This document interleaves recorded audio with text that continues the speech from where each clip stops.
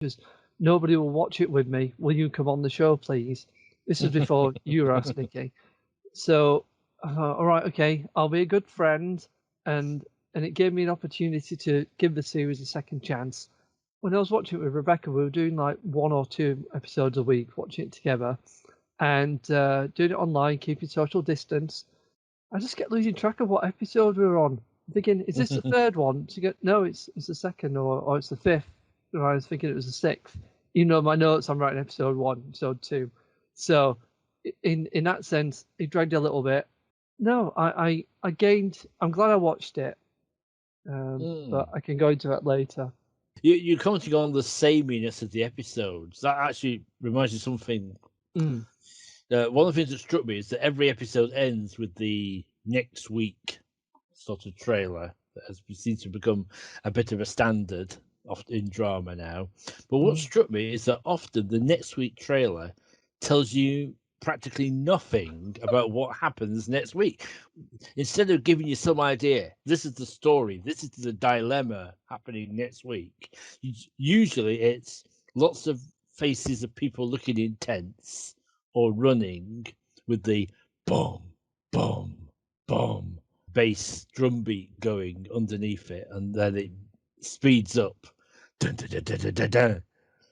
And really, you could take any next week, pretty much any next time trailer, and stick it on the end of any episode. All the trailers are the opposite of the series. The trailers are action, action, action. And the series is, let's go for a walk for 20 minutes. There's a good phrase. The Guardian they actually did a week by week sort of blog on it. They were reviewing episode 4, I think, and they sort of said, "Oh, it's the first episode where I'm not relieved when it finally grinds to a close." So unfortunately, that kind of sums up my feelings watching it. Having said that, though, I think it does improve. I think the last, as you said, I think the last 3 or so episodes, we are building up some momentum. Unfortunately, it's too little, too late by that time. Yeah, it is. And I mean, I was looking at reviews from the contemporary reviews from the time from various newspapers, websites, and such, and they just all say things like irredeemably awful series, drab, turgid, staggeringly uninteresting, excruciating sci-fi rubbish, school play standard, looks cheap, unrealistic. I can't agree with that, saying it's school play standard looks cheap, because it definitely doesn't look cheap. I don't think that's something you can criticize it for. I agree, and I'd read an interview with Ben Richards where he was arguing, where he said he thought that the special effects looked rubbish. Thinking of what the BBC put out, particularly at that time and even now, I think it's on par with any of them. I don't think it looks substandard. I think it's elevated by where it's filmed in Africa. I think it's a gorgeous setting for Carpathia, and I think look-wise you can't fault it. I disagree with those reviews. By all accounts, it was quite a grueling production, because I was watching the making of that's on the Blu-ray, and they were saying how often, if they'd like go to a location, and by the time they could only go to a location once because of the distance. Because of the distances exactly involved, they couldn't afford any to retake if anything. They just have to replan if it didn't work out. But just jumping back, Gary Lewis, yes, Scottish, fine Scottish actor. I recognise his face. I couldn't place him in anything, but Billy Elliot's dad. Oh, Billy Elliot's dad. Yeah, he's got a fantastic face, and he is good. But as is often the way in Outcasts, it all just gets a bit stretched out. So there's a bit too many. Let's sit down and have a chat, and Pack will say a few more gnomic things, then we'll carry on. This I think we might have had this conversation before, but how the way that science fiction programs that are very light on having aliens or other life forms don't seem to be, with the exception, I think, of The Expanse or revised Battlestar Galactica, they don't seem to catch on with audiences, do they? Because Firefly, obviously a very devoted audience, but that got canned. Moonbase 3 going back a lot further. I can think of some other Star others. Cops.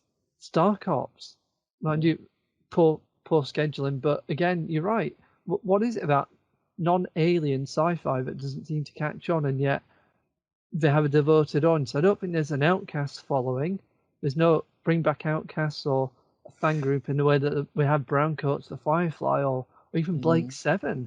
Yeah, I'm not aware of any real kind of campaign to sort of continue it. Even the Tripods has a big, devoted fan base. That's true. In fact, before today, when we recorded this podcast, I had a look around on the internet to see if anybody had an Outcasts fan site up there. Couldn't find one. The only references I could find to Outcasts were either official ones from the BBC or just kind of general reviews, amongst a load of other reviews. Exactly. You know, when I've been mentioning to people that are fans say, "No, I'm going to be talking about Outcasts," they never heard of it or they don't remember it. That's I had a similar reaction from people, and it's a bit surprising because it's not that old. Some of the reviews, even on the specific episodes, are quite harsh, and I don't get why they seem to latch on straight away that they didn't like it and beat it down, really, because although admittedly, as I said, I didn't like it at the time, when I've watched it this time, I seem to have appreciated it a lot differently. And maybe I too was swept up in that because it was all over. I remember it being people just barraging, "Oh, this show, it's rubbish," whatever. Yeah. And maybe I was just swept up in that. I don't know. I think that's a good point. There was a bit of a pile on at the time. Everyone I think, the reviews are overly harsh because, as we said, it's hard to get through, but it's not that unwatchable. I have watched absolutely dreadful, boring stuff that are much, much more tedious and worse than this, and this I've watched twice and I was able to get through it. And that is, I agree, definitely on the review front. There was definitely some bandwagon jumping going on. I think it's a bit like in Doctor Who, where a few years ago everyone was saying it's too complicated, and that seemed to become the standard phrase that it had replaced the wobbly sets that people used to talk about, and now the kind of go-to phrase was, "Oh, it's too complicated now." One thing you cannot say is that it looks cheap. I think no, definitely not. As you say, Nikki, you could put that out today and it would stand up quite happily, I think, against pretty much any show. Oh, definitely. I mean, they must have spent a lot of money on it, partly because of filming abroad. There's probably some co-production with BC America, I think. But yeah, the CGI shots of the spaceships are quite restricted, aren't they? And it's most in the first episode. It's sort of the camera's always on the spaceship bridge with the captain. It's probably the same one for their control room, isn't it? Just redressed or whatever. But why build another set anyway? It's if it's the same Earth technology. But I did like that the ship had gravity rings, to create gravity on board, artificial gravity. That was a nice touch. So it was trying to be scientifically realistic. I suppose it was being non-sci-fi friendly for those that aren't that into science fiction. But I mean, Ben Richards said in that Den of Geek interview, he's quite unashamedly written a genre show rather than just another procedural. He knew some people might not watch it because it's sci-fi, but that's what he wanted to make, and that's what he succeeded in. So maybe that's why it's so slow as well. To gradually introduce this idea of the entities, the aliens, the ACs being clones, and all that kind of stuff. I like the technology. I think they get the right level of technology to kind of ground it a bit. We're not in Star Trek. People aren't coming out with tricorders with an endless supply of different kinds of beams for every kind of situation. I was just going to say, because I was also reading about interviews at the time where they're saying American audiences responded better to it than British audiences. They seemed more excited for it over there. That's interesting. Because it were full of English people and they just like watching us. I don't know. This undoubtedly is very seriously intended, this show. Maybe that's part of the trouble. Yeah, there were some reviews at the time that really bothered me. I forget which newspaper. It was one of the newspapers, but they were saying it was the Independent, that's saying, "Oh, I'm not a sci-fi fan, but this," and from episode 1, Outcast rekindled my old prejudices against sci-fi. But then I was sucked in because the story could be seen as allegorical, and I'm thinking, do you not know anything about sci-fi? Sci-fi is allegorical. I found this kind of thing very frustrating. Like all the time, it's sci-fi, but it's not got aliens and monsters or spaceships. It's like real. And also, I find that people blur the lines as well, particularly now where we've got like comic book movies and fantasy. I think people just tend to lump it all in one. A slight example would be I once went to see Carl Davis at the Sage. He was doing it was supposed to be a night of science fiction where he was conducting an orchestra and they were doing Doctor and Whatever. But he also did stuff from comic book films. He did a bit of Lord of the Rings. But to him, lumped it all as sci-fi, you know. I think there's a lot of good ingredients in Outcasts. I think there's lots of stuff, if you look at it individually in terms of subplots and characters, there's nothing wrong with them, at least on paper. But there's something got lost somehow when it managed to be less than the sum of its parts. One thing that was interesting when we were researching for this episode that you found, Rebecca, when this program was initially announced by the BBC, they released a synopsis that was a little bit different to what we ended up with, and I was wondering if you wouldn't mind reading it. Okay, yeah. So this is from 24th of May 2007, BBC Press Office. BBC Drama today announces that Outcasts, a brand new high concept series from Kudos Film and Television and Ben Richards (brackets spooks party animals close brackets), is in development by BBC Wales for BBC One. Set in space, with the future of Earth looking increasingly precarious, the race is on in Outcasts to find an alternative home in the universe. In return for their liberty, a group of social misfits and criminals are sent to be the pioneers of a large new settlement on a near planet. They contain a variety of different types, from the brilliant deviant to the petty thief. They are the outcasts, fascinating but ultimately dispensable, who must build the conditions for a new life. Outcasts is a tense and fast-paced series about cooperation and conflict, idealism and power, sexual competition and love. Most of all, it is about our life's big imperatives: cheating death, seeking suitable mates, and surviving as a species. Jane Tranter, control of BBC Fiction, says, "Following the unique success of time travel in Life on Mars, I'm naturally extremely excited about the dynamic duo of Kudos and Ben Richards joining forces to create a further dimension in BBC drama." Jane Featherston, joint MD, Kudos Film and Television, says, "The colonisation of space by humans is only a matter of time. And we think that Ben Richards' brilliant vision of what life will be like when that happens will offer audiences a dramatic, original and entertaining new drama arena." What really jumped out at me was the emphasis there on sort of like the sexual and the choosing mates.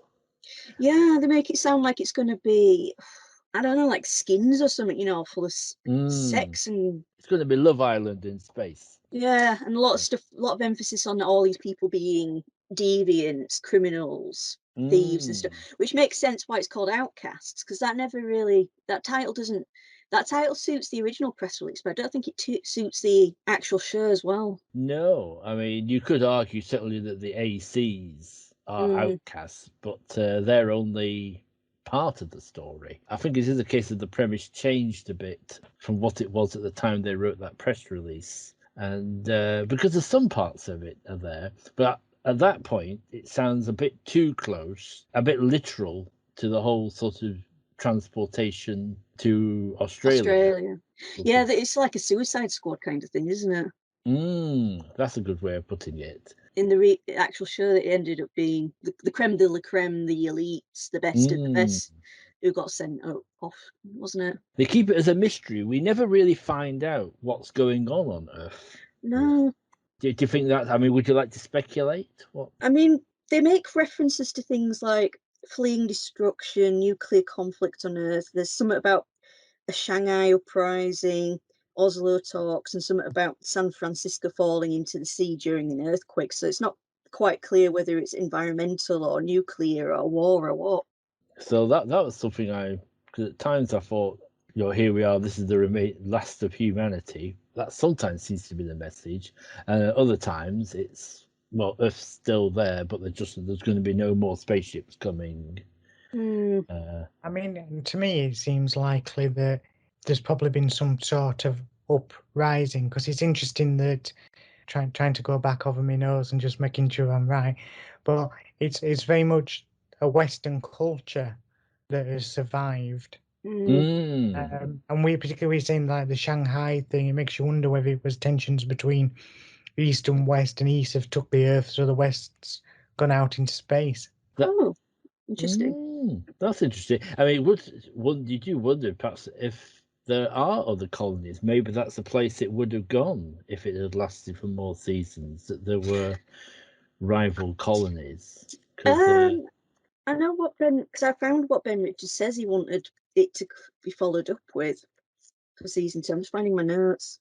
We're told that it's 10 years old, Fort Haven. But what's striking is the way that everybody is still living in one place. Yeah. And they're pretty much living on top of each other, for that matter.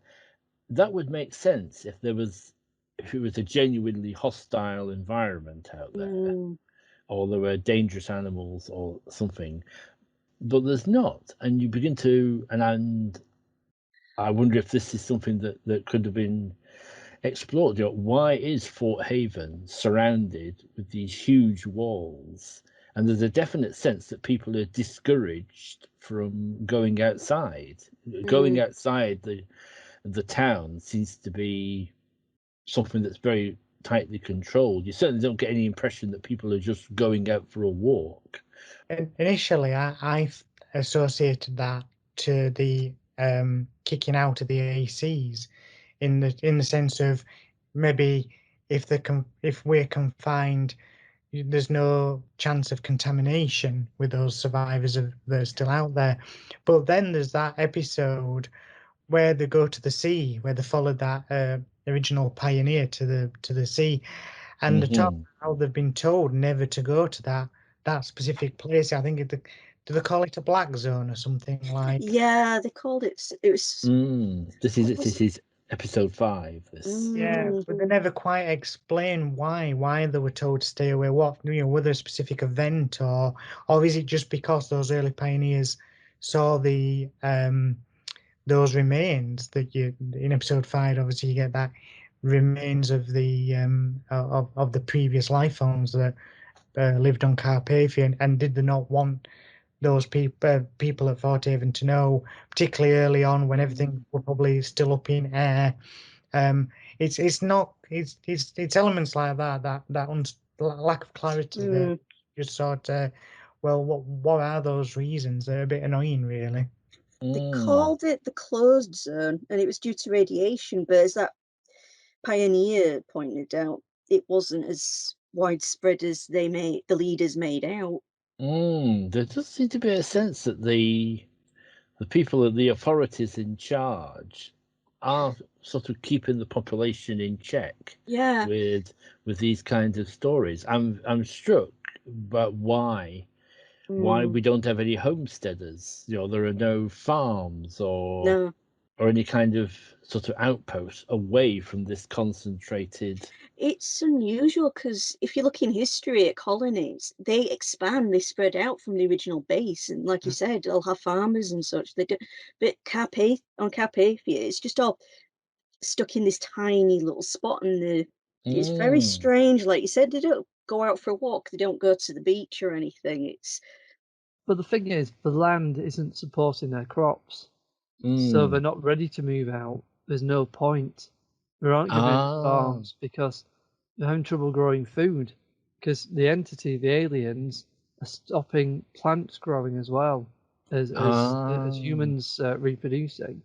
That's a So- good point. So they can't leave. But then Mitchell, Jamie Bamber, thinks, no, we need to have a second colony. You know, we need to have a little town or whatever. You know, we shouldn't all be in one place. Obviously, Tate, to be overprotected because of what happened when they landed, all the children dying. I think he's been overprotective. Yeah, I suppose he's a benign dictator in a way, isn't he? He's an interesting Richard. I think it's a case of. I think he is in many ways a reasonable man. He certainly thinks of himself as a reasonable man, but in a way, he's so. To him, what he decides is so reasonable. He can't really understand why anyone would disagree with him or sort of challenge him because it's obvious to him. Yeah. He's used to giving orders, and obviously he was part of the sort of group, wasn't he, to decide who went, who was chosen, because you know that's how he worked with Verge, didn't he? Julius Berger, who we shall speak more of soon, I think.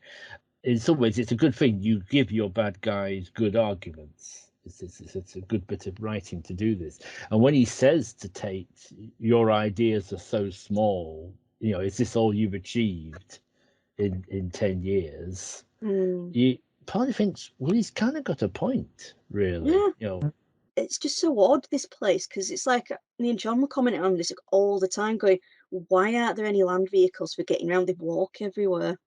Not even bicycles, because they seem to be anti, I don't know, because they don't have, livestock is banned.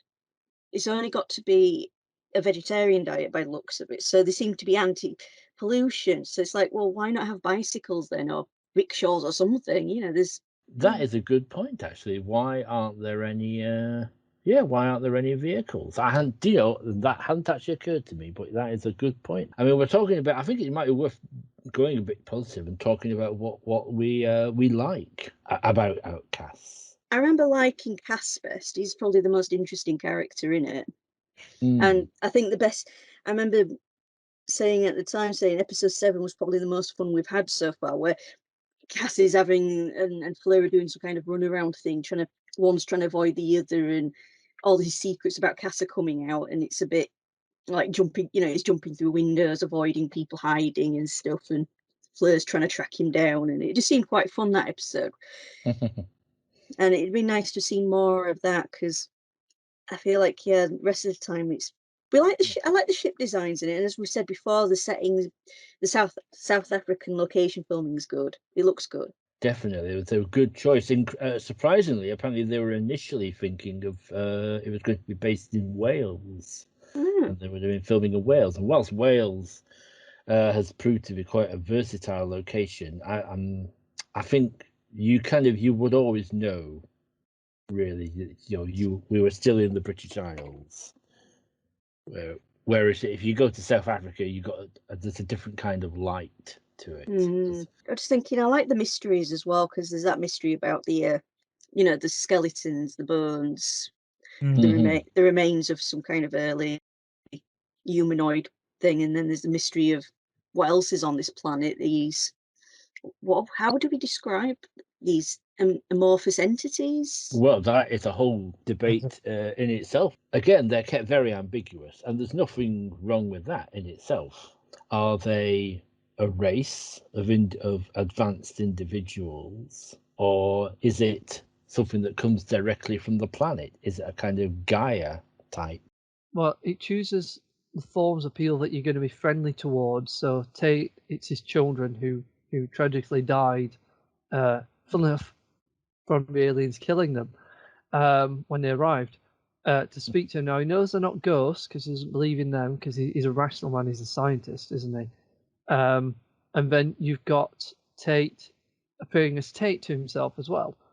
It replaces VXP, Josie, the one that comes back. Now her kids notice something different. In fact, she asks her kids what is love, so they're studying us. They're trying to work out what humans are. But then, they tell Tate later on that you're not welcome here. We made the other humanoid species extinct. We're going to do the same to you. So clearly they want Mm. the planet for themselves. What if there's like, maybe there could be two factions, because they broadcast DNA through the airwaves, don't they, to create the virus that killed the kids initially.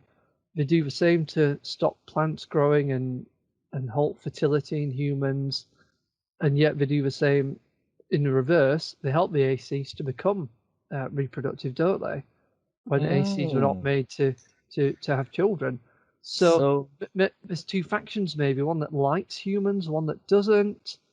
That is possible. I mean, it's possible that's where we would have gone if it had lasted longer. That might have been, we might have discovered there were divisions within the aliens.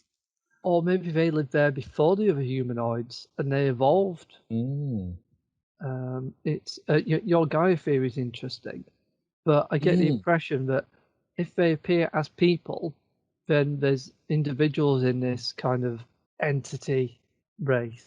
I do feel that the suggested, in that conversation where Liam Cunningham's basically talking to himself, I feel like they suggested that whatever it is has always been there to some degree, or should I say, has been there prior to the life form that was before humans was there. Because it did sound like that other race came or appeared on that planet, and the entity navigated to its destruction or whatever, and wants to do the same with humanity. The show gives you so many questions, really, that it's almost frustrating that they're not answered. And I know I read an interview where Ben Richards says he was going to work on it as a book, and I wish that book was here so we can hopefully get answers to those questions. I think the aliens do provide some of the most memorable little moments. There's that little bit, again, it's episode 5, which is actually a bit of a favourite of mine, when the astronaut Pack, who calls himself Pack, comes back into town and then takes Cass and Fleur out to the beach. One of my favourite bits is that he says he was accompanied by his dog. He met his pet dog on this planet. And then we see the dog, and there's that lovely little scene at the end where we see the dog, and it's on its own. It's not being seen through anybody's particular point of view, like an illusion. So it's there. It's definitely physically there, and it goes behind a rock and then just vanishes.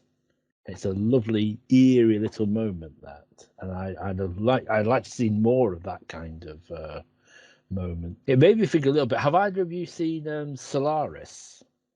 No, I haven't seen that. Yes, I've seen Solaris. Yeah, because Solaris, originally a novel, was turned into a film. Well, it's been filmed twice. Probably the more famous 70s Russian film, and then there was a more recent remake starring George Clooney, and in that is about a planet that's somehow it's alive, and its way of communicating with the humans who are trying to study it is that it manifests these sort of solid ghosts out of their memory of people that they've lost. So it's quite possible that it could be the planet, and this is its way of communicating, except in not quite as benign a way, however. I think we do get the impression that they don't like the Forte even at the very least, because wasn't there an implication? Wasn't it implied that they're more on the side of the ACs? There does seem to be a link. The ACs do seem to be more in tune with the planet, which could explain why they are being allowed to reproduce. Whereas one of the themes is that the fertility rate has plummeted at Fort Haven. I was just going to say, and it's interesting as well. Even though you never, from my memory, you see the ACs talking to the entity, but you don't see the entity while they're talking to it like you do when Fort Haven members are talking to the entity. But you do get the gist that it's a more civil conversation than what the Fort Haven people are having with them.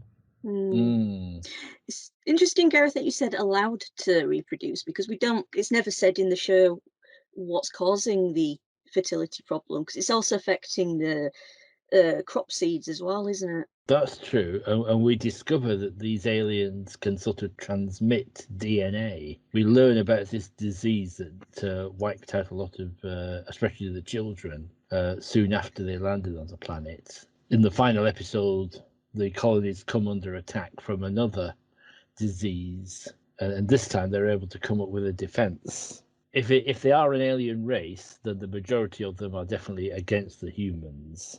It would appear, and then at the end we get this sort of sense that they're going to hold back and they're going to keep judging us. In fact, Tate gets a moment that suddenly made me think of Star Trek's Picard, because he says, forgive me, I forget the exact quote, but he says something about sort of like, I don't care if some super evolved aliens are, if you're choosing to be judging us, we're going to keep on fighting. And it's a bit similar to Picard talking to Q, and when he says, this is the same old story, self-appointed aliens judging us. Certainly there's a hint that there's lots of things they don't understand about us humans. In the sixth episode, we have that mystery of the surviving expeditionary member. It's from Primeval, isn't it? Yeah. Oh, yeah, that. Yeah, Josie Hunter, who comes back and it's a mystery. First, she seems to be suffering from some sort of post-traumatic stress. Interesting that she's played by Julia Aubrey, who also played another sinister woman in Primeval. In fact, she played the main villain in Primeval. She was his wife, weren't she? Yes.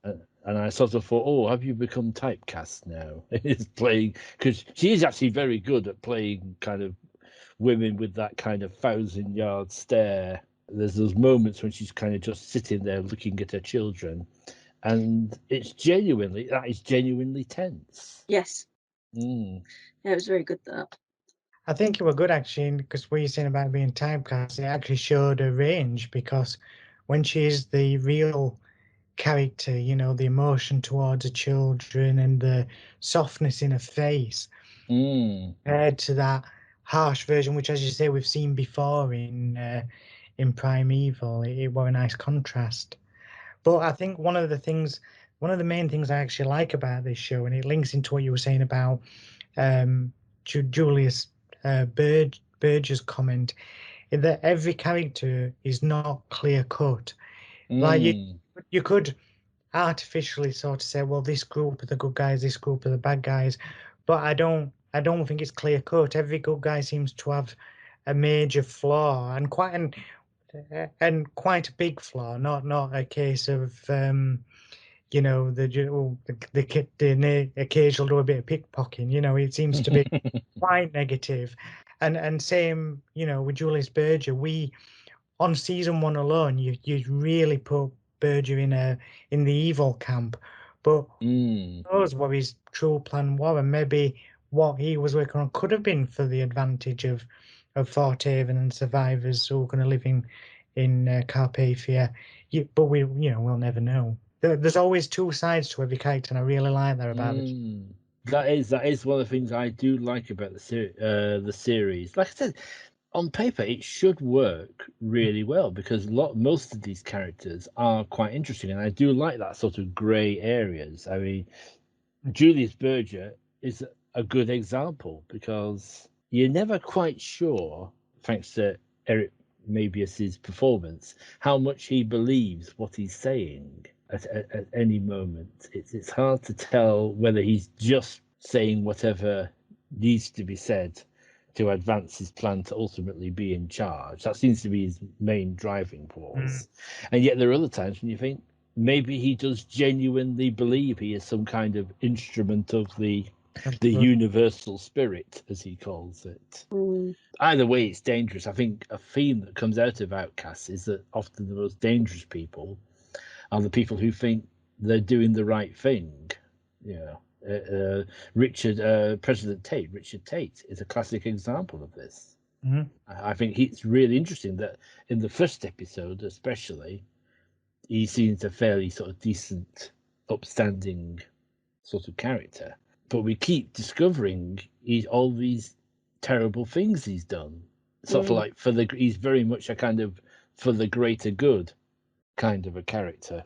and the way that ordering the ACs to be killed is major one. Also, but even before that, the way he was conditioning these clones or trying to condition them and just kind of using them like things. Well, it's like in that episode with the pioneer guy. He said he wasn't actually the first one to set foot on Carpathia. It was an AC, but no one ever. It was like kept secret and quiet. That. Yes, I thought that was a good twist. That so it does seem that in the future, unfortunately, we have developed a new sort of slave caste. Sorry, maybe I would just think whether that's an offshoot of the article, the announcement that Rebecca read about, originally it was supposed to be a planet of, if you like, criminals who will get a reprieve, but maybe that's what you end up evolving into. The story that they originally planned out with the criminals end up being the ACs, even though the ACs are not quite as bad as a group of criminals. And that's why you also get that grey area with all the characters as well. That if you did have a group of characters who were all criminals and trying to create a new civilization, there will always be that element where some characters will be slightly more good because the thing, regardless of whatever we have done in the past, we've got to survive, and then the others would always have that darker element of always trying to have the advantage. So I think when you, because I had not heard that statement before, Rebecca, when you said that, well, actually, if they could have done that, some of the characterization would have been even better because of that element. Cass as well, when his mysterious background, Yeah, that plays into that criminal double side sort of thing. Do wonder if he was a character who sort of like was always there in the design of it. This man who's trying to put the demons behind him, and you do feel for him. I think he is and in part that's thanks to Daniel May's performance of him. He is quite a sympathetic character, even when he makes terrible choices sometimes, but you understand why. And Daniel Mays is very good at that kind of character, beaten down but fundamentally decent kind of bloke. He's good at blokes. He is. Daniel Mays. How do you feel about Stella Ison, played by Hermione Norris? Well, I mean, I love Hermione Norris anyway. I think she's one of them that you know what you get with her, and she always delivers a good performance. I think what surprised me more about her character is how you get that great concern as her husband or daughter survived, and then when her daughter actually does survive and is on Carpathia and she discovers it, there seems to be that distance between them, which I weren't quite expecting. I get that they hadn't seen each other for years because she went before and all that, but I thought there'd be, because of the concern she had, I thought there'd be a lot more maternal instinct, if you will, and there wasn't, and then it creates this tension, which is great in itself, but I could be quite surprised by that. I like Stella. I just hated her daughter though, because it just seemed like Lily was being really unreasonable in saying you left me and stuff. It's like, how could she not understand that at the time they were picking whoever it is, the Earth government, Earth evacuation program, are picking certain people. It was out of Stella's hands. At the same time, I think that's a very odd decision of the evacuation program to have these people go without their families. It does. I mean, in some ways, I can understand. If there's limited space on a particular spaceship, and they feel that Stella's got the skills that they need. Since there's a fair amount of dodgy politics going on in this series, I could actually see her saying, "I don't want to go," and they used her family basically to pressure her to go with that. So we can guarantee a place for your husband and daughter, if you take this mission. So I can understand how that could happen. I do agree with you, Rebecca. I think Lily is a hard character to warm to. You sort of understand where it's coming from, but it goes on. Yes, it doesn't. For an awful. Yeah, it goes on a bit too long, and it's like she has another strop on during the whiteout, you know, a big storm which was killing people. And Lily's like, I want to, just dropping the bomb. Oh, I want to come back to live with you now. And Stella's like, oh, I've got someone who was in trouble, so having to stay over. And Lily goes off in total Kevin the teenager style. Oh, not fair, you suck. And it's like, and you're just like, come on, you're in the middle of a dangerous, life-threatening storm. What do you want it to do? You want to kick this person out? Yeah, I know what you mean. In fact, one of the things I did like about Stella is that she reached her limit and actually said, "Look, you know, I can't live with you. I can't live with somebody who's continually having a go." And said, "Yeah, I think you do need to find somewhere else." And in a way, call a bit of tough love, basically, and sort of like call her bluff. And in that, I did like. I had slight reservations with Stella. Mainly this thing that she's apparently the head of security, and she's also a psychiatrist, which seemed an odd mix. And the fact that she's the head of security with this mind reading machine. Yeah. Which it struck me, well, that's a bit of a conflict of interest, I feel, going on there. Well, I found it weird because she came across more like a science type character. Yeah. Who just deal like with the technology and stuff like that. And you don't really interact that much with the security in terms of like being in charge and doing it. I feel there's still Liam Cunningham who was saying we need to get a patrol on that. We need to lock them in the prison. And I'm thinking, well, who's in charge? You know, it's a bit weird. The security seemed under-equipped to me as well. Like they're in these dangerous situations, and the amount of times they just like the other guys have got guns, whereas Cass and Fleur are like, "Hey, we've got high-vis jackets on." Well, that's another weird thing, isn't it? Because when we were talking about earlier about saying, you know, how there's no cars, vehicles and stuff like that, there seems to be a hampering on things like technology, and I mean, like they don't allow weapons in 40 even. The technology, like the big technology, all see in the central area where where Liam Cunningham's sorting everything out. But outside of that, other than old-fashioned radio, you don't really see much. I mean, don't get me wrong, I'm not expecting them to have telly or all like that, but it's a futuristic program, but people don't have futuristic things in their own normal lives, if I'm getting across.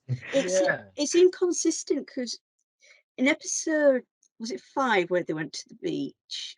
You know, because Stella's like, "Oh no, look at these skeletons. This is amazing. I want to study them." And then they get washed away and she leaves, and we're like, "Why didn't she take a photograph?" It's not consistent because you got in that episode where Cass is doing the runaround and he does take a photo with a handheld, some kind of handheld device. He takes a photograph of a document, and we were like, wait, so he's got that, so why haven't we seen that before? And the communication range seems inconsistent as well, because so many episodes it seemed like they couldn't communicate with each other out beyond the borders of Fort Haven, which again seems to hamper them and create unnecessarily dangerous situations where Cass and Fleur are outside and they're on their own, basically. Yeah, I mean, we do know that they do have sort of these they do have transmitters and antennas out there in the desert, and because in the third episode with the whiteout, we have those two guys get trapped out there. But yeah, like you said, it's what's useful to the plot at this point. It does seem like a very badly thought out colony, really. It's like we won't have land vehicles, we won't have ways of communicating with each other, and we'll just build a tiny space and trap everyone inside it.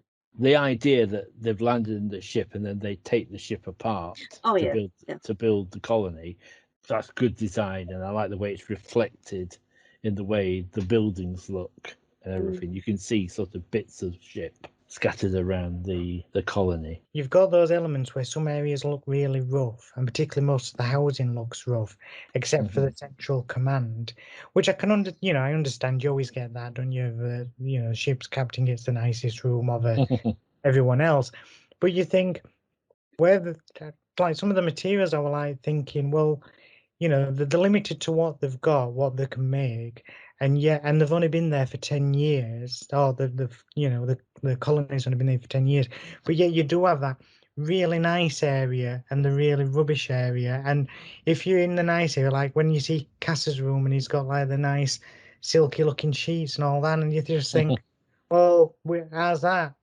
This is something I picked up from the making of documentary that's on the Blu-ray. It's not actually said in the series that everyone had like an allocation of what they could bring.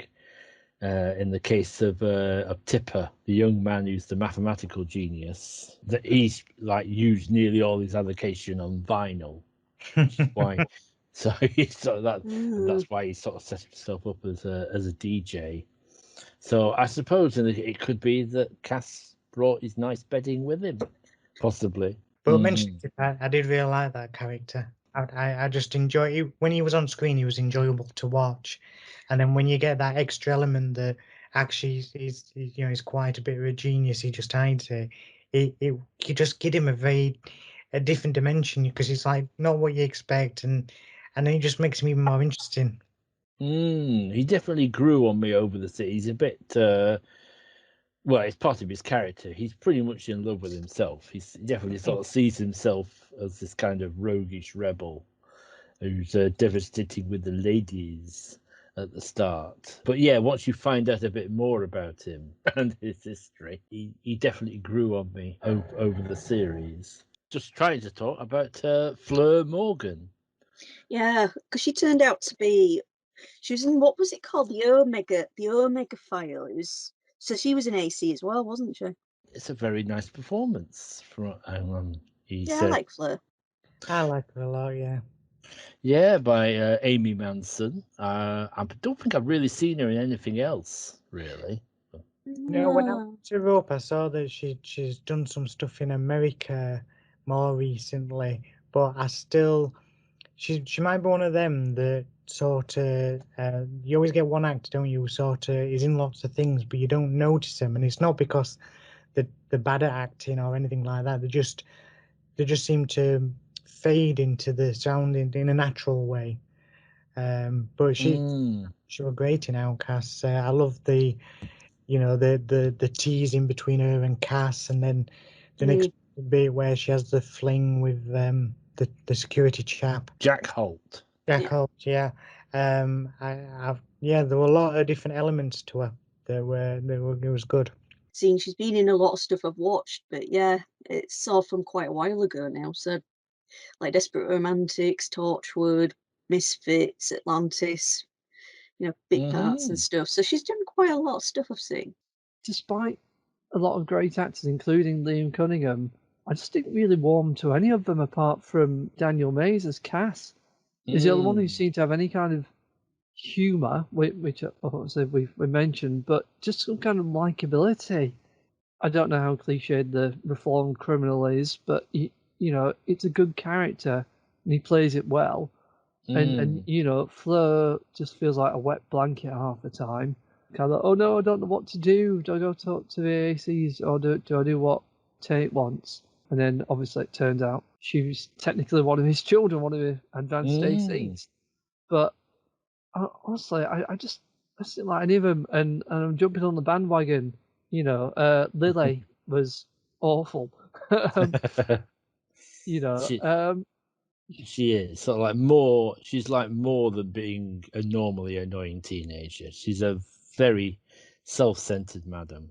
Yes, Stella was okay, but again, it's like you said. She's a psychologist and she's head of security, and I'm thinking about the ethics as well of that dream device. But the ethics obviously don't use it to question people, but it's there as a kind of equivalent of a holodeck, I suppose, to remember nice things because you're stuck away from Earth, never going back, separate from your loved ones. I think it's called the DVM. I might be wrong on that. It's something like that. I can't read my own handwriting some days. But one character who was surprised you didn't see that was I thought they played a nice touch in surprising us was the character played by Jamie Bamber, who was at that time was fairly high profile because of being one of the leads of Battlestar Galactica, and as Mitchell Hoban, an expeditionary, we discover one of the sort of leading expeditionary members, who finds himself that there isn't a place for him increasingly. It's a very odd relationship this town has with the XPs, isn't it? Because they're almost treated like a nuisance. Like they do all this hard work of exploring and mapping out the area, and everyone in the town just treats them like scum. Well, we don't get a real impression of what the kind of man in the street thinks about the XPs. We in fact, actually, we rarely kind of get much of a feeling of what life is like for the average colonist in this series, because in a way we're always in head office most of the time, with the president and his circle of people around him. So in fact, I think that is something of a weakness of the series, that they're very much wallpaper, really, the inhabitants. We generally, they're just people en masse who are generally either being threatened or they're just kind of walking about in the background.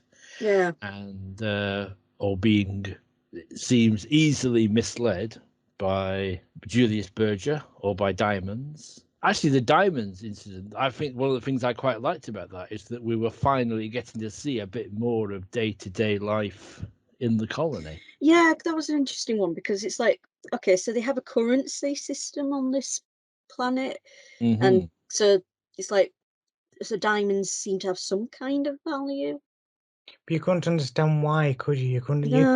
What, other than saying that diamonds are worth something, you couldn't see how people could use diamonds in any other context. It was very bizarre in that respect. I think that was kind of the point of it. That people were, why did diamonds have value? Because they're diamonds, basically, and because they have that allure of wealth and riches about them, even though they're not.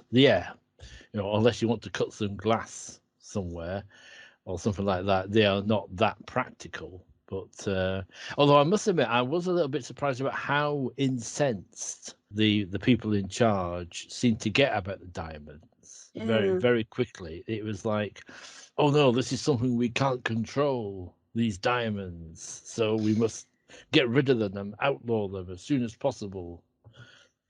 Speaking of in control, they've got a council, because you've got President Tate, but he can't just do whatever he wants. Decisions have to go through the council, which Julius Berger ends up on, or tries to get on, and we don't actually see the council till the final episode, so they're like this shadowy, mysterious group for a lot of it. And for a series that feels like it has all the time in the world, you feel there's a lot of space that could be filled there with more detail and more characters. Just going back to Mitchell Hoban for a moment, I did find that storyline in itself was really interesting. I think that is that issue of when men lose it and they have breakdowns. It's they take it out on their families and they become a threat to their families sometimes.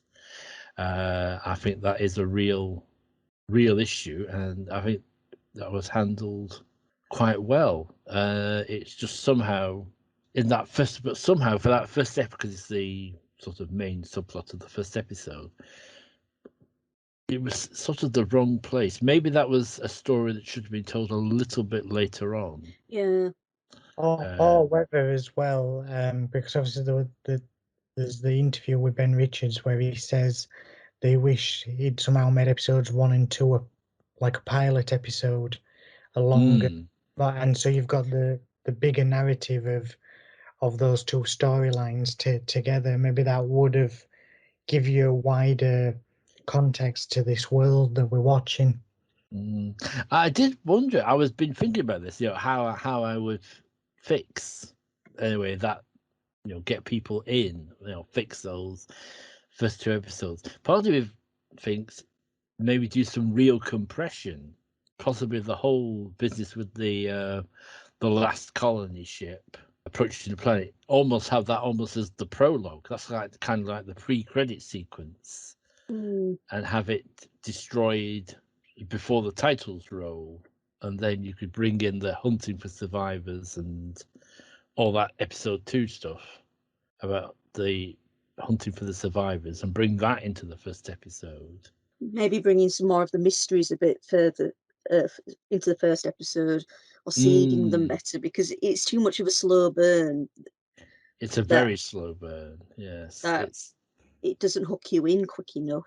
Because the thing is, as well, with the thing with the entities as well, is that even though they may have been responsible for that illness that was affecting them at the beginning, you get the impression that they've not really made themselves known to the main group at Forte until this point 10 years later, which is quite interesting, really. So, you could have featured that in episode 1, be like a first contact situation or a first hint of something else is going on, or if it's been with him all along, make some mention of some of the weird stuff that's happened. But instead, it's like it just sort of comes in halfway through the series, and you think, well, you've been here 10 years and you've not noticed anything up till now.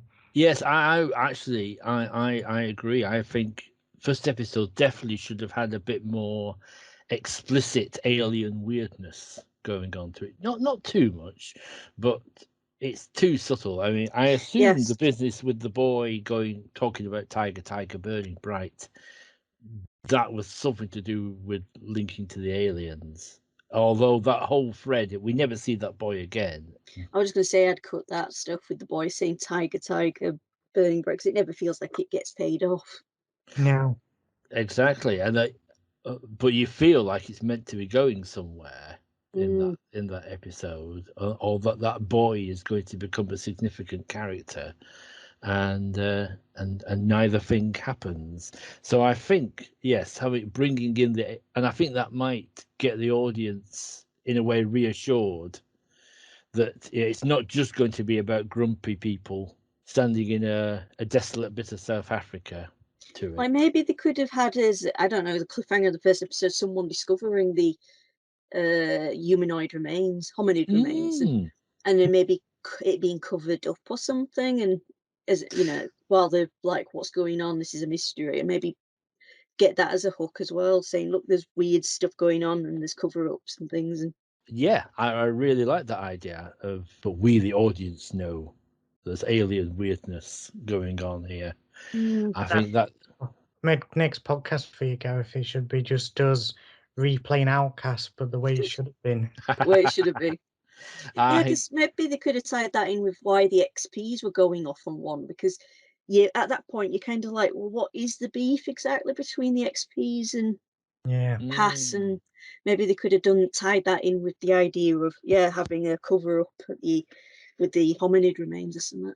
I mean, episode 1 doesn't feel like an episode 1. I think had episode 2 been episode 1, maybe that would have felt a bit better. I have to mention as well, actually, before John mentions it. It's all right, Nikki. You can go ahead and embarrass yourself. Is we were talking the other day on podcast I was recording, and I accidentally mixed up Bamba and Mabius, and I didn't realise it was only full time to John because I'd seen both Battlestar Galactica and Ugly Betty, but because I knew that Bamba was in Outcasts, and because the face of Mabius was so recognisable to me, I just merged the two. And we're having this conversation, and then John just says, he just said to me, he says, "No, you're mixing them up," and he says, "You're gonna have to say it on the podcast, or I'm gonna mention it." So I thought I'd mention it now before John jumps in. Thinking about it, maybe it's one thing we were watching. I was watching it with my partner Tina, and she kept saying he's so slimy and horrible. Why on earth does anyone sort of like listen to him or go along with him? Because he's so obviously a dangerous, nasty piece of work. And I kind of agree, but then I thought, we live in a world where we had President Trump, so maybe it's not as bizarre as it seems. Well, Julius Berger reminds me of the kind of people you used to see on Penn and Teller's Can I say it? The name of it is Yeah. bullshit. Yeah, Penn and Teller's bullshit. Mm-hmm. Where they're looking at all these people, like people who claim they talk to the dead, or who are hucksters with alternative wacky medicines and stuff. And Julius Berger reminds me of those kind of people. I mean, it's quite entertaining on one level to watch, and I must admit, his slimy political maneuverings are one of the reasons why the later episodes are a bit more entertaining. And he plays the part well.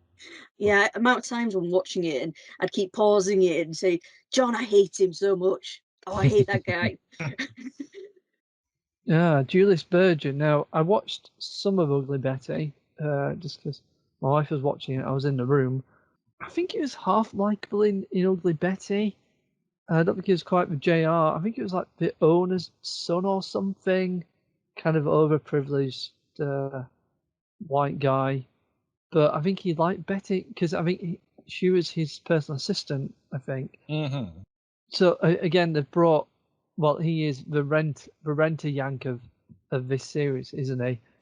Let's bring in an American. We've got Jamie Bamber from Battlestar Galactica, who's British, but let's bring an American in. So he's the American guest star that all the budget's gone on, probably. Yeah, he is.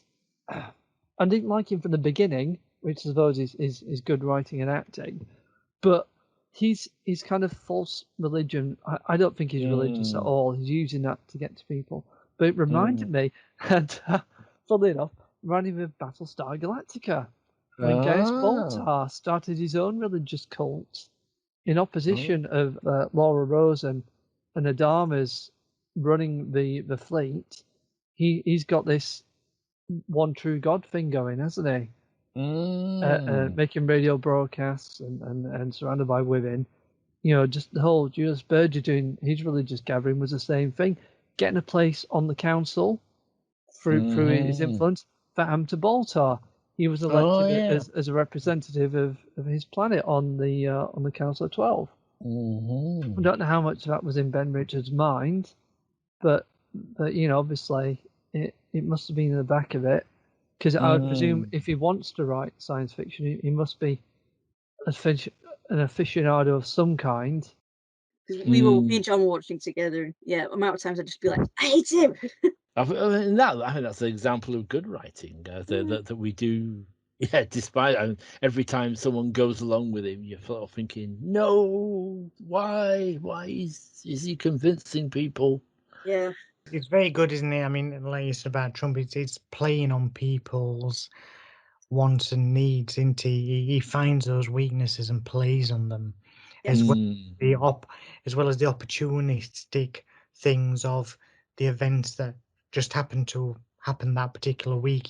He finds a way of finding those bits to be able to pressure or persuade people to his point of view. Because when you watch it, you totally don't buy there he's suddenly developed this religious. That's what he's peddling, as you said, Rebecca, like the phony psychic people we have in our culture. We've touched on pace talking through this, and in some ways we do seem to be in an era of sometimes slow television, especially when a series is launched on a streaming channel and they put all the episodes on it. And it seems to have given some writers and directors a kind of justification, or it's allowed them to say, I don't need to worry about that first episode and making an impact because I'm telling this story over however many episodes it is. Well, I think you've got a point there, because you've got shows like Picard and stuff, which are very much telling one story across 10 episodes. And in the age of Netflix, you've got different lengths of episodes. So you look at something like Discovery and Chilling Adventures of Sabrina, and you get some episodes which are 65 minutes, some can be as short as 39. And they vary a lot. And I think Outcast might suffer from the old style broadcasting rules of every episode's got to be exactly the same. It's got to be an hour. And I know Ben Richardson, is it Richardson or Richards? Richards. Yeah, Richard said in an interview saying it might have suited 45-minute format better.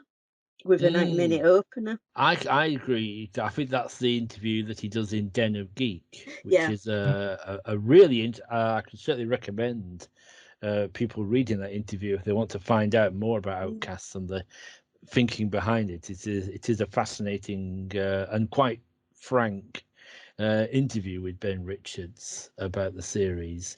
I actually quite agree with him. I think a lot of series, not just Outcasts, I think a lot of series would benefit from the discipline of 45 minutes an episode. It is a little bit of a bugbear of mine. Some series, I think there's a point where you think this isn't rich; it's just indulgent now. You know, the like things. Walking Dead.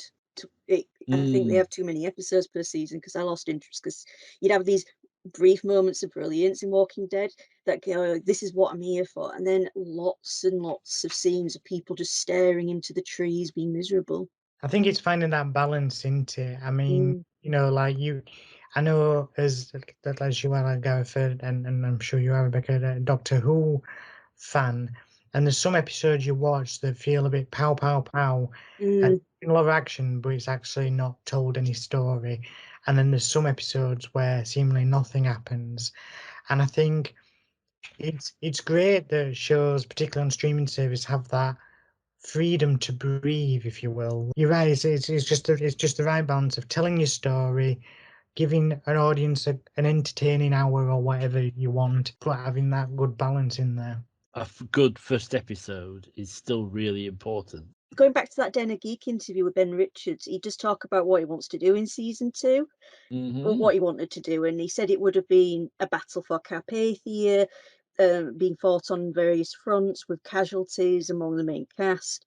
We're going to find out where the ACs were going because Fleur went off with them, and what becomes of them. We'll find out more about the fertility issue. But what interested me more and made me think of Walking Dead is he said that it's that new ship that appears right at the end of season 1, which has got us intrigued, CT-10, and he describes the female commander of CT-10 as being opposite of anybody else on Carpathia, and he describes her as almost being like a Negan kind of character, funny, no nonsense, kick ass, sort of. You don't like her and think she's a bad guy at first, but then ends up in a slightly heroic role. But it's definitely going to be that kind of. Basically, the way he described her made me think of Negan a bit. Yeah, fair enough, but I wasn't watching Walking Dead by the time Negan appeared, so I am vaguely aware of him because. What sort of a character was Negan in Walking Dead? Ball breaking, I guess. Very dangerous, very, very powerful, and I guess a bit. What would you say, Nikki? A bit dictatorial and authoritarian. I couldn't actually. I've not seen Walking Dead at all. I just looked in my notes and found another element of what season 2 would have covered, which was a selection process. Because I know Julius Berger refers to an elimination list, and it would have focused on that season 2, where over who would be fit for modification and who would remain on Tate's side. So it sounded like there were going to be a divide between Berger and Tate. And yes, apparently yes, that genetic engineering become more of a theme in the. I mean, we've not actually talked that much about the ACs actually, who are these kind of specially raised clones.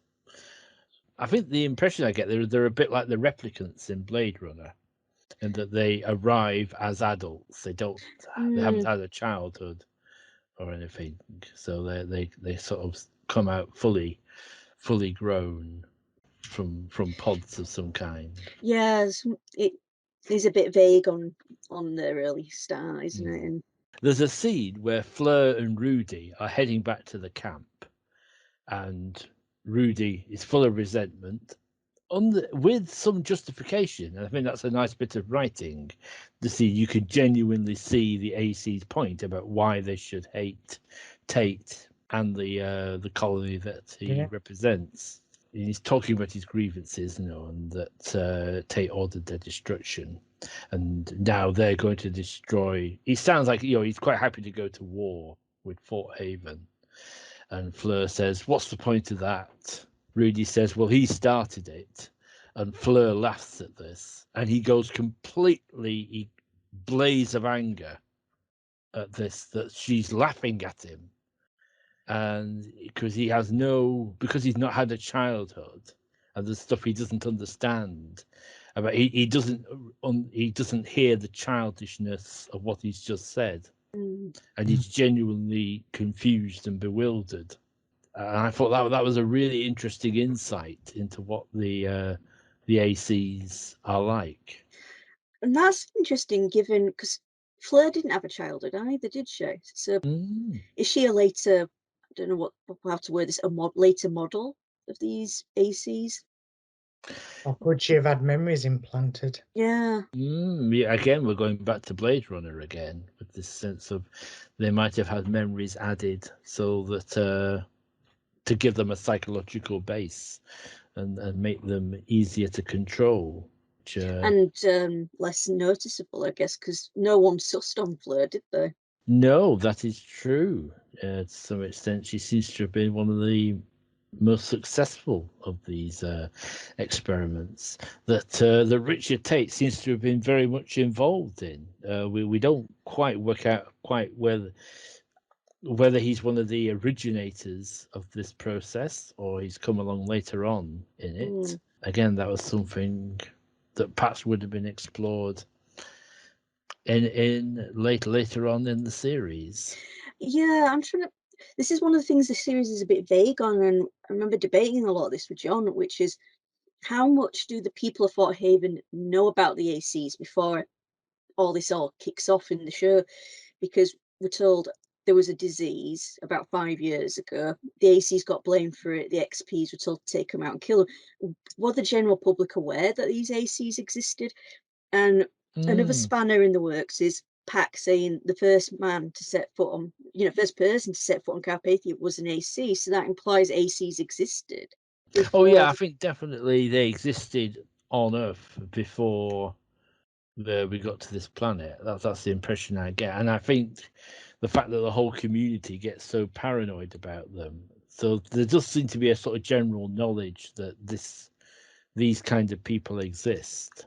But it's interesting to see how people feel about it. Well, we don't find out really how the average colonist feels about them, really, beyond that sort of hysteria we largely see through Berger. I would say you feel like there was sort of a canary race, weren't there, really? That they were created, you drop on that planet, just leave them a bit, see if they get killed by the gas, and if not, then we'll pop down there and do his work type of thing.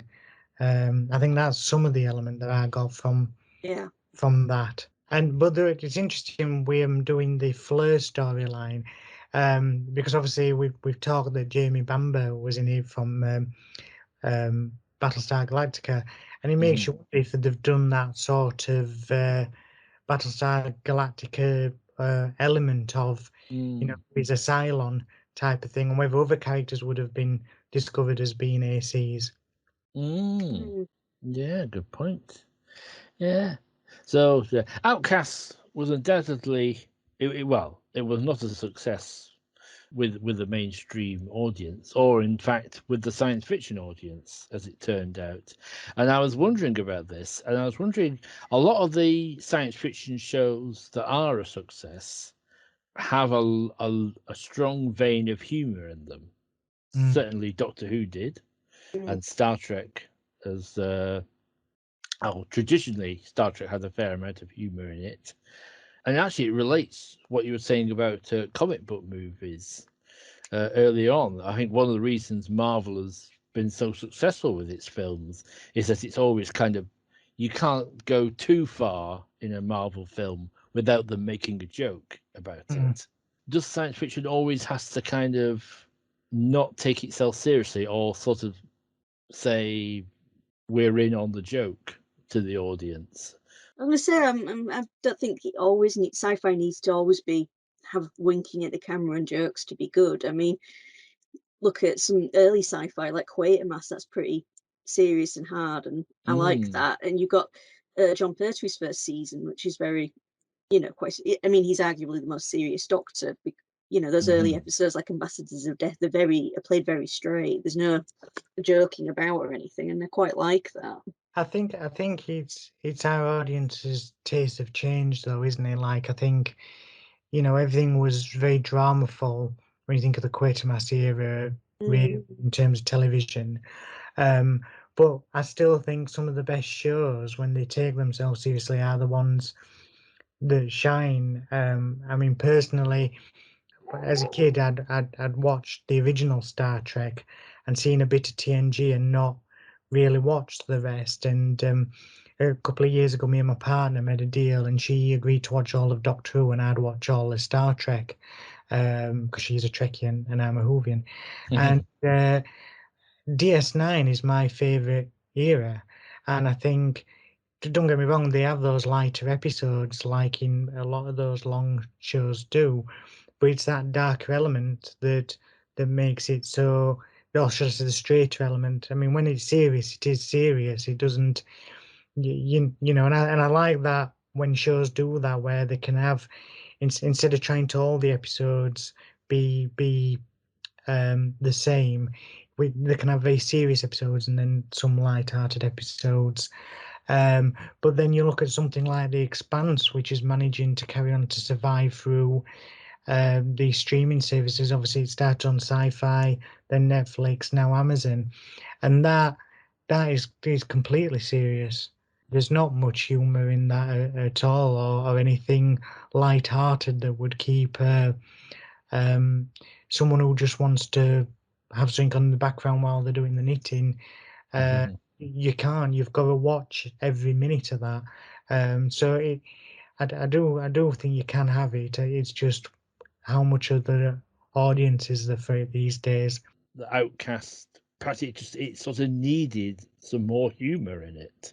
I think it's a bit unrealistic in how unrelentingly poor-faced everyone is. Everyone's serious and acting like everything's life and death. And I mean, there are life and death situations, but everyone's just constantly straight, hard, grim-faced and serious, and no one, prats about or anything. The most you get is Cass and Fleur having a little bit of banter, but it's not much. They should have brought the alien bit in earlier on. Maybe have Jamie Bamber's character find the skeletons. He knows about it, and that's why he's killed. And just like it just needed more pace, because they put all the action in the trailers, but not into the episodes. And obviously, I know that the production was quite rushed. It's like, here you go, you commissioned, go in and film it in a year or whatever. It's like all hands to the pump kind of thing, wasn't it? And apparently one episode fell. No, I think he says this in the genetically, that one episode fell through, and they had to write another one very fast. Yeah, yeah. Well, one of them's a co-written episode, so I imagine that could have gotten through a crisis as well. That's going back to that currency thing again, because they have money, but they don't have, because they clearly have money because they spend it in the bar, and you got the stuff about the diamonds, but other than the bar, where do they use money? How do they use it? How do they earn it? Who give, That's it. Who is actually producing it? We never really get that sort of sense of what kind of economy do they have. Is it all being sort of centrally provided? Or have people set up? Are people making crockery, for example? Or clothes? Is anyone making clothes? These kind of things. We never really get a sense of it.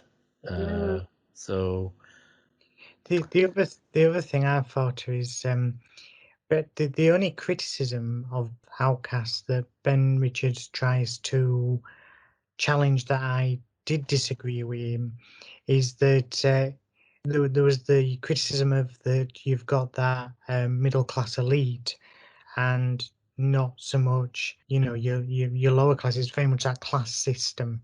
All right, we have some variances in terms of get some accents in there, but it is interesting. I do agree that there's not much diversity, and linking back to what we were saying earlier about, because we don't know what happened on Earth, was it an East and West thing? Most people are British, other than Berger and the chap from Battlestar Galactica. Mitchell. Thank you. Everyone's British, and there's a lack of LGBT characters as well. There's only the barman who's implied to be LGBT, and beyond, and you don't really know anything about him. He's just there. He may as well be curtains, they're just scenery. So we don't, but no one in the main cast is LGBT, so there's no diversity there either.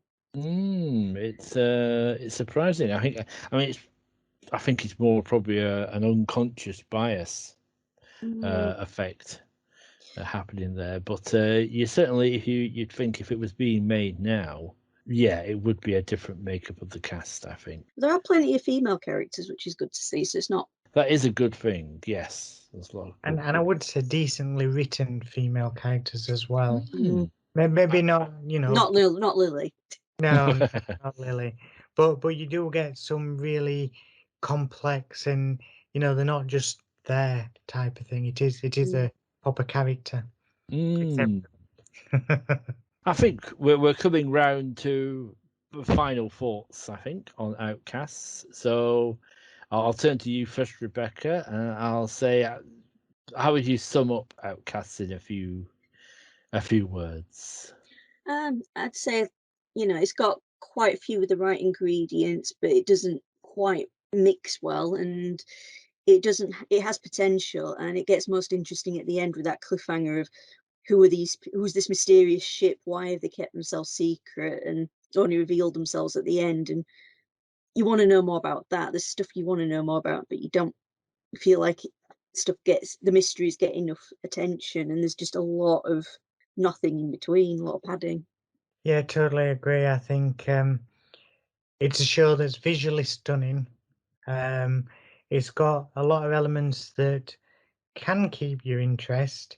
It would have kept your interest better had it been played out better.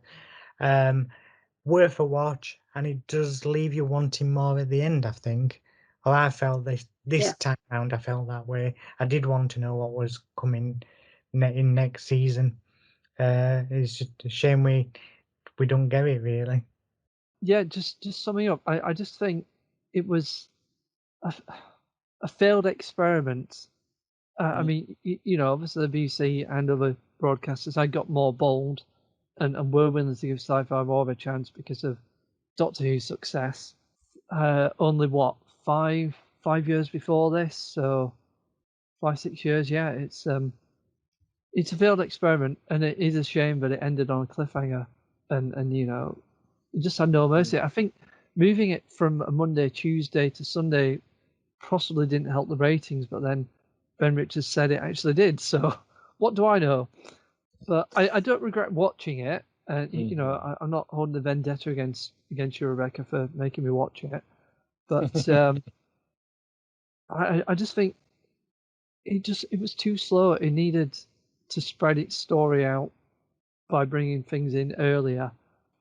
I agree. I think it is a series which did have a lot of potential. There's a lot of good elements in it, and you can't deny the hard work of everybody in creating a drama like this, and from the ground up.